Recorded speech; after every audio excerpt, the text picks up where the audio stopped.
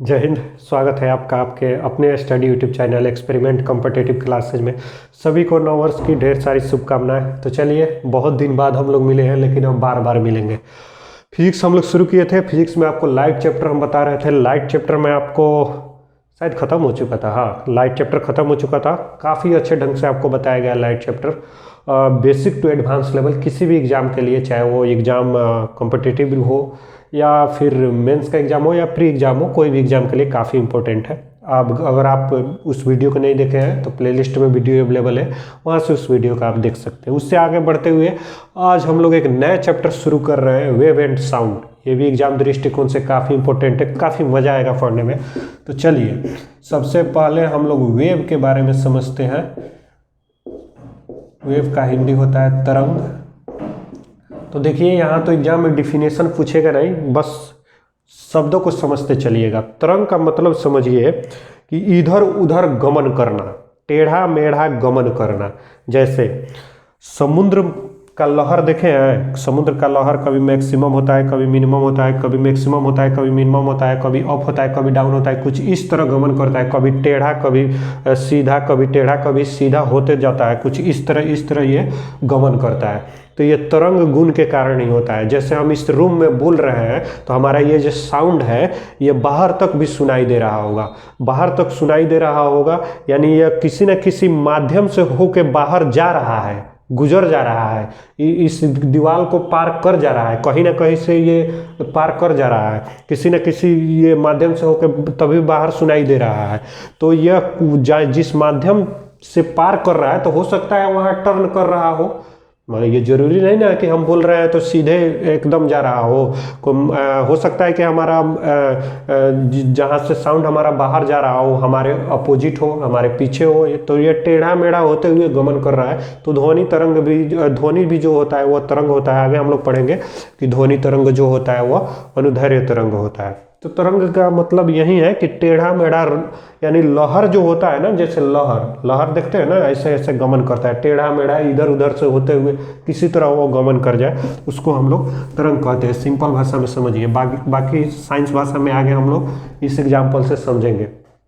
तो देखिए, पहले थोड़ा सा हम लोग गति का यहाँ अध्ययन कर लें।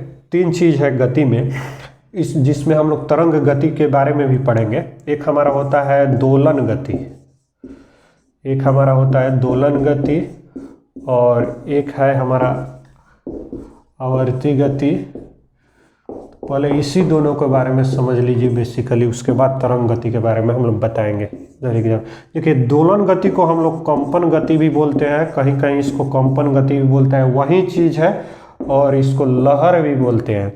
दोलन गति वही है जो हम तरंग के बारे में बताए हैं कि इधर उधर से यह गमन करता है, यानी कभी अप डाउन, कभी मैक्सिमम, कभी मिनिमम, कहीं से। जैसे एग्जाम्पल से आपका क्लियर हो जाएगा, झूला की गति, जो आप झूला झूलते हैं तो उसकी जो गति होती है, देखिएगा कभी आगे होता है कभी पीछे होता है, तो इधर उधर वो हमेशा करते रहता है। तो झूला का जो गति हो, यानी जो कांस्टेंट न रहे, उसको हम लोग दोलन गति बोलेंगे। यानी एक जगह नहीं रहे, हमेशा वो मतलब कि कभी आगे हो कभी पीछे हो।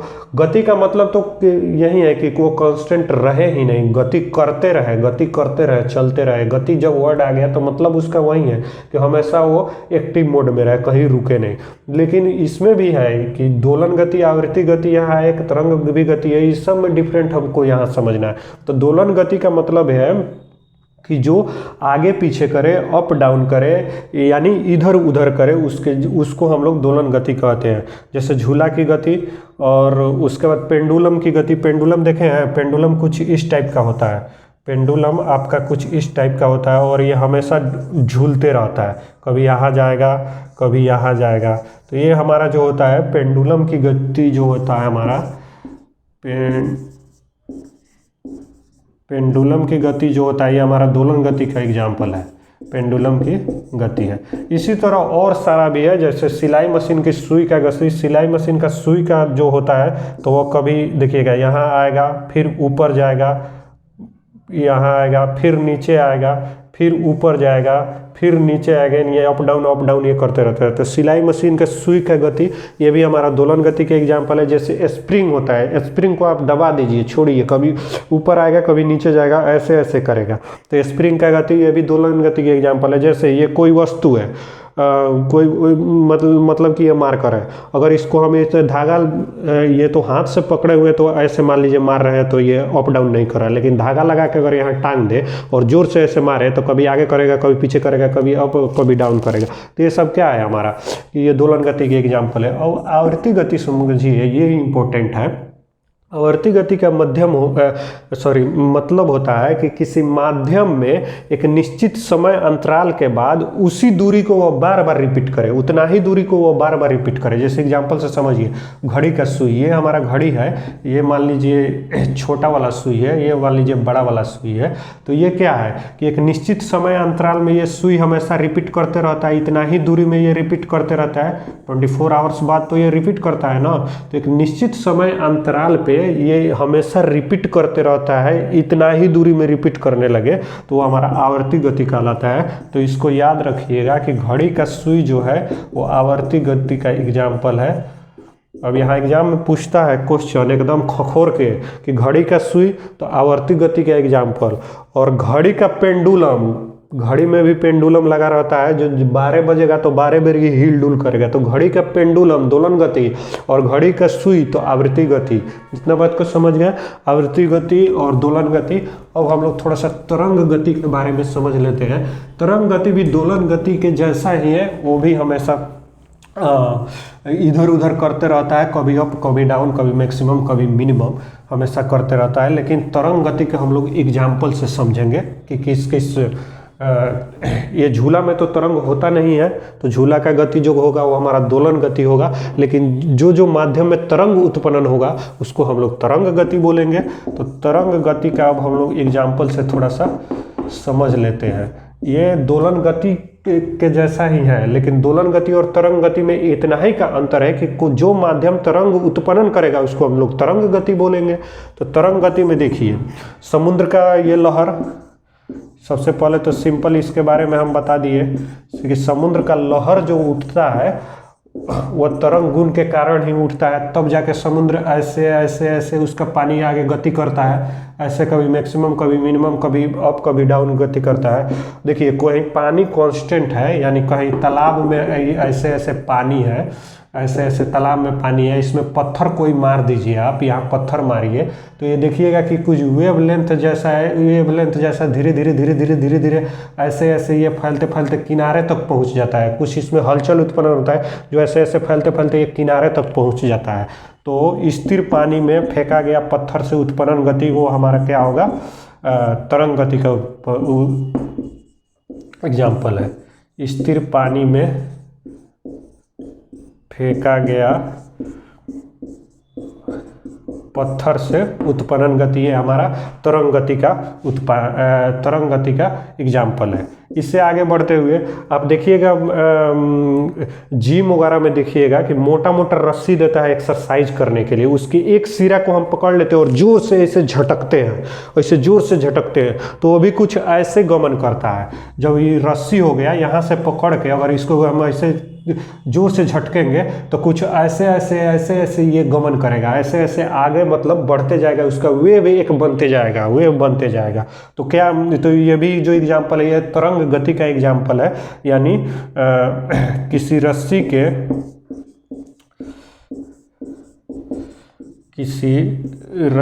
के एक सिरा को पकड़ के जोर से झटकना, जोर से झटकना, किसी रस्सी के एक सिरा को पकड़ के जोर से झटकने से उत्पन्न गति हमारा क्या है, तरंग गति का उत्पादन है, एग्जाम्पल है। तो चलिए तरंग गति समझ गए, आवृत्ति गति समझ गए, दोलन गति समझ गए। अब इससे आगे बढ़ते हुए थोड़ा सा तरंग के बारे में और हम लोग डिटेल में जाते हैं।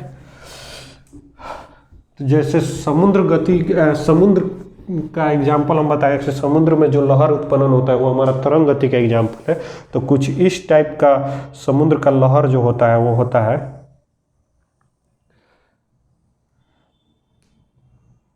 कुछ इस टाइप का उसका लहर उत्पन्न होता है। यहाँ मान लीजिए कि इसको ये ऐसे इसको जाना चाहिए, लेकिन ये जा रहा है अप डाउन होके।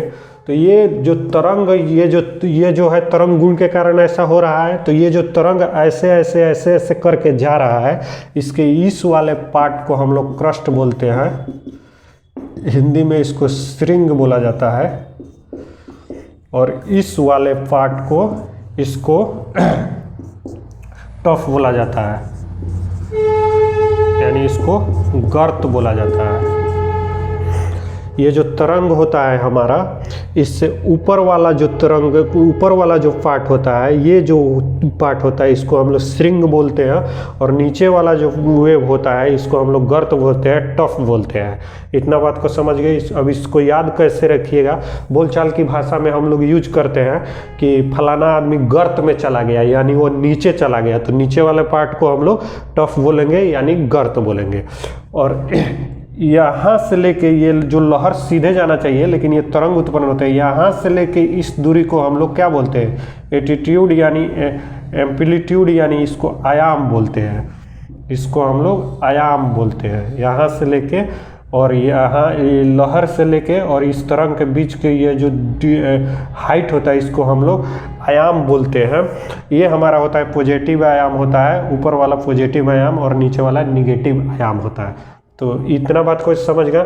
यहाँ हम लोग को बेसिक पढ़ना क्या है, दो लगातार श्रिंग, हमारे बात को समझिएगा, लगातार बोल रहे हैं, दो लगातार श्रिंग के बीच की दूरी को हम लोग तरंग दैर्ध्य बोलते हैं, जिसको लैम्डा से डिनोट किया जाता है। इसको हम लोग बोलते हैं तरंग दैर्ध्य, जिसको लैम्डा से हम लोग डिनोट करते हैं। दो लगातार श्रिंगों के बीच की दूरी को, दो लगातार, ये ना कि एगो हाई श्रिंग ले लीजिए, एगो यहाँ से श्रिंग ले लीजिए, बीच वाला छोड़ दीजिए तब कहिए कि ये हमारा तरंग दैर्ध्य होगा, ऐसे नहीं होगा।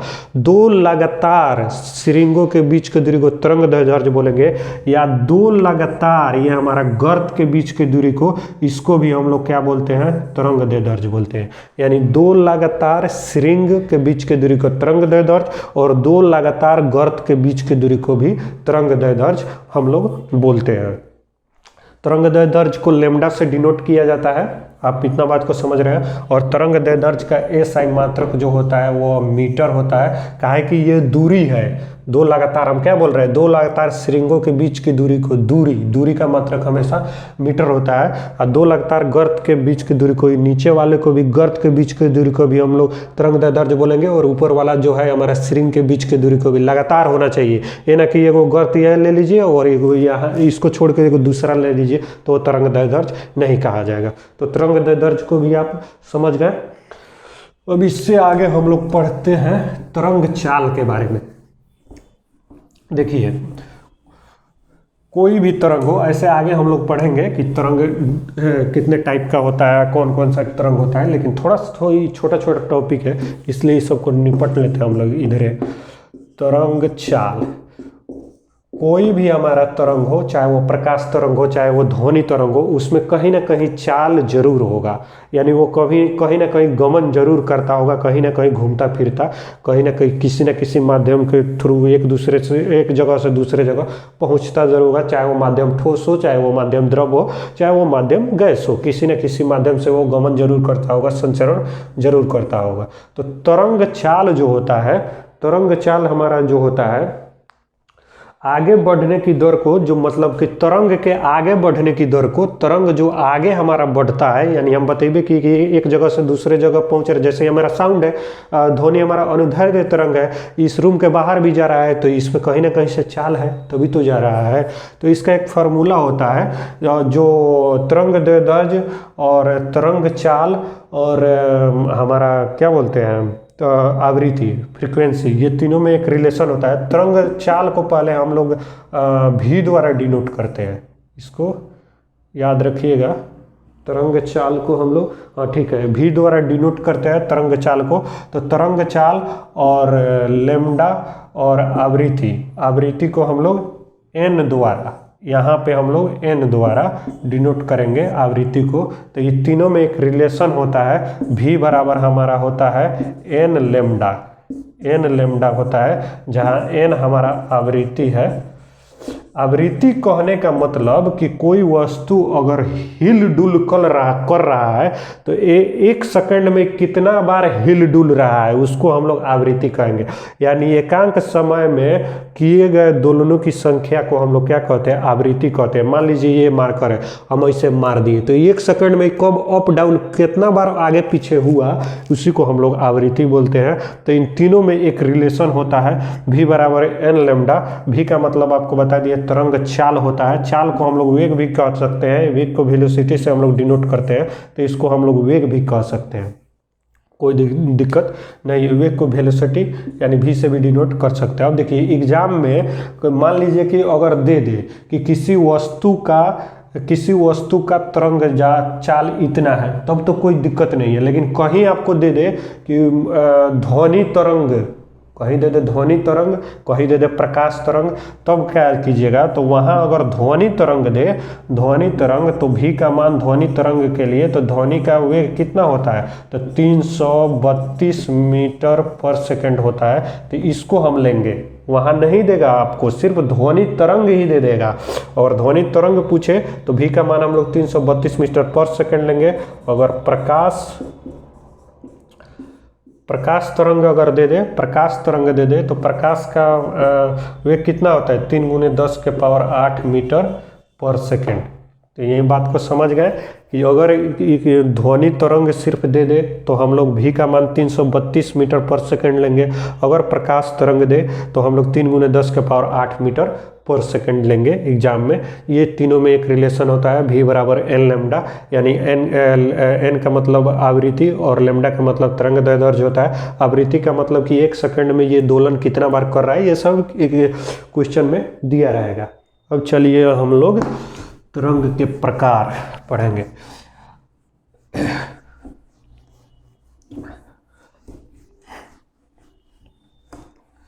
देखिए हमारा जो ये तरंग होता है ये बेसिकली दो प्रकार का होता है।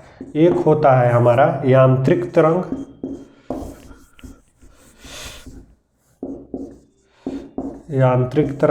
और एक होता है हमारा विद्युत चुंबकीय तरंग,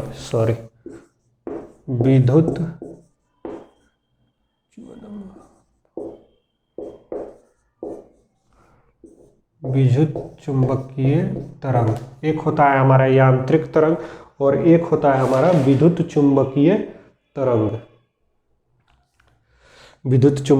तरंग होता है। यांत्रिक तरंग को मैकेनिकल वेव बोलते हैं और इसको हम लोग बोलते हैं इलेक्ट्रोमैग्नेटिक वेव, विद्युत चुंबकीय तरंग। तो हम लोग पढ़ेंगे यांत्रिक तरंग के बारे में, उसके बाद हम लोग पढ़ेंगे विद्युत चुंबकीय तरंग के बारे में। ये थोड़ा सा छोटा है इसलिए इसको पहले हम बता दे रहे हैं।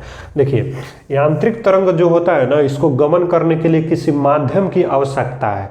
जब भी ये गमन करेगा इसको माध्यम चाहिए, चाहे वो माध्यम ठोस हो, चाहे वो माध्यम सॉलिड हो, चाहे वो माध्यम लिक्विड हो, चाहे वो माध्यम गैस हो, इसको माध्यम हर हाल में चाहिए। लेकिन ये विद्युत चुंबकीय तरंग जो होता है यह माध्यम में भी गमन कर सकता है और बिना माध्यम का भी गमन कर सकता है, यानी यह निर्वात में भी गमन कर सकता है। लेकिन यह जो होता है हमारा यांत्रिक तरंग, यह निर्वात में गमन नहीं कर सकता है। विद्युत चुंबकीय तरंग जो होता है यह माध्यम में भी गमन कर सकता है और बिना माध्यम का भी यह हमारा गमन कर सकता है। विद्युत चुंबकीय तरंग में ही प्रकाश तरंग के बारे में पढ़ना है। प्रकाश एक लाइट जो हम आपको चैप्टर पढ़ाए वो विद्युत चुंबकीय तरंग में ही पढ़ना था, तो आगे हम उसको पढ़ेंगे। तो यांत्रिक तरंग में समझ गए कि इसको गमन करने के लिए किसी माध्यम की आवश्यकता होगी, चाहे वो माध्यम सॉलिड हो, लिक्विड हो या गैस हो। यांत्रिक तरंग जो होता है यह हमारा बेसिकली दो टाइप का होता है। यह हमारा बेसिकली दो टाइप का होता है। एक होता है अनुदैर्ध्य तरंग और एक होता है अनुप्रस्थ तरंग।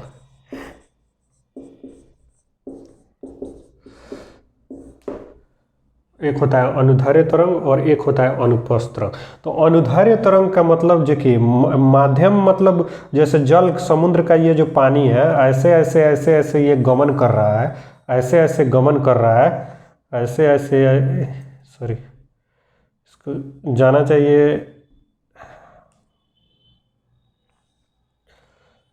या ऐसे ऐसे गमन कर रहा है, ऐसे ऐसे गमन कर रहा है, तो ये टेढ़ा मेढ़ा गमन करता है अनुदैर्ध्य तरंग जो होता है। और इस पे जो होता है ये लहर और तरंग के बीच में 90 डिग्री का कोण बनता है। ये लहर और तरंग के बीच में 90 डिग्री का कोण बन रहा है, यानी ये लंबवत, अगर टेढ़ा मेढ़ा में भी कहीं लंबवत हो रहा है, कहीं लहर से लंबवत हो रहा है, तो उसको हम अनुदैर्ध्य तरंग का बोलेंगे। तो ये समुद्र का जो लहर होता है अनुदैर्ध्य तरंग का एग्जाम्पल होता है। और यह सीधा गमन करता है, एकदम सीधा गमन करता है। माध्यम तो इसको चाहिए, लेकिन सीधा माध्यम में ये गमन कर सकता है। तो ये अनुदैर्ध्य तरंग में ही हमारा होता है ध्वनि तरंग जो होता है हमारा, ये अनुदैर्ध्य तरंग होता है। यानी ध्वनि तरंग हमारा यांत्रिक तरंग का भी एग्जाम्पल है, अनुदैर्ध्य तरंग का भी एग्जाम्पल है, क्योंकि यांत्रिक तरंग का पार्ट है अनुदैर्ध्य तरंग। तो ध्वनि तरंग होता है हमारा, ये अनुदैर्ध्य तरंग होता है। और प्रकाश तरंग हमारा जो होता है अनुप्रस्थ तरंग होता है। अब चलिए इससे आगे बढ़ते हुए थोड़ा सा हम लोग पढ़ेंगे कि यांत्रिक तरंग का वर्गीकरण। तो देखिए यांत्रिक तरंग जो बेसिकली हम आपको बताएं कि ध्वनि तरंग को हम लोग यांत्रिक तरंग कहते हैं, तो उसका वर्गीकरण जो किया गया है ध्वनि तरंग के आधार पर ही किया गया है, ध्वनि के आधार पर ही किया गया है। तो यांत्रिक तरंग का वर्गीकरण जो है वह मुख्यतः ध्वनि तरंग के वर्गीकरण को ही समझिए। तो कहीं कहीं ध्वनि जो है मनुष्य को सुनाई देता है और कहीं कहीं नहीं सुनाई देता है। कहीं कहीं ध्वनि जो है मनुष्य को सुनाई देता है तो कहीं कहीं नहीं सुनाई देता है, तो उसके बारे में हम लोग जान लेंगे। तो देखिए ये मान लीजिए कि एक पैरामीटर है, ये पैरामीटर हमारा आवृत्ति का पैरामीटर है, आवृत्ति का पैरामीटर है, इसे यहाँ लिख देते हैं, आवृत्ति का पैरामीटर है। आवृत्ति को हम लोग हर्ट्ज से डिनोट करते हैं, HZ से डिनोट करते हैं। तो ये आवृत्ति का पैरामीटर है। तो अगर हमारा ध्वनि जो है 20 हर्ट्ज से 20,000 हर्ट्ज के बीच में रहेगा तो मनुष्य अपनी कानों से इसको सुन सकता है, यानी इस ध्वनि को हम सुन सकते हैं, सुन सकते हैं। अगर जो है ध्वनि जो है 20 हर्ट्ज से 20,000 किलो हर्ट्ज तक रहेगा, 20,000 किलो हर्ट्ज तक रहेगा, तो इसको हम अपनी कानों से सुन सकते हैं। हर्ट्ज कहने का मतलब कि ध्वनि जो होता है वो आवृत्ति, उसका ध्वनि जो है ये इसका पैरामीटर हम रखें आवृत्ति पर, और आवृत्ति का मात्रक हर्ट्ज होता है। जैसे हम आलू को नापते हैं केजी में, किलोग्राम में, उसी तरह ध्वनि का जो गणना किया जाता है, जो पैरामीटर होता है वो आवृत्ति होता है, जिसका मात्रक हर्ट्ज होता है। तो 20 हर्ट्ज से लेकर 20,000 हर्ट्ज तक का जो ध्वनि होगा, जो इतने रेंज का ध्वनि होगा, उसको मनुष्य अपने कानों से, यानी हम अपने कानों से सुन सकते हैं, इजीली सुन सकते हैं। लेकिन यही 20 हर्ट्ज से अगर कम होगा, 20 हर्ट्ज से अगर ध्वनि कम होगा, 20 हर्ट्ज से अगर ध्वनि कम होगा, तो इसको हम लोग अपनी कानों से नहीं सुन सकते हैं, इसको अपनी कानों से हम लोग नहीं सुन सकते, यानी मनुष्य को यह सुनाई नहीं देता है। लेकिन कुछ जानवर हैं जो इस ध्वनि को सुन पाते हैं। वो जानवर हमारे हैं कुत्ता, बिल्ली,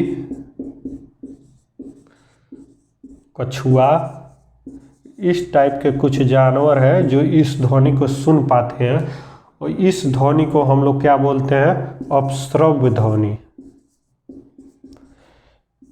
इंफ्रासोनिक वेव, अपश्रव्य ध्वनि। और इसको हम लोग बोलते हैं, जो 20 हर्ट्ज से 20,000 किलो हर्ट्ज तक होता है, इसको हम लोग बोलते हैं श्रव्य ध्वनि। और एक होता है हमारा 20,000 हर्ट्ज से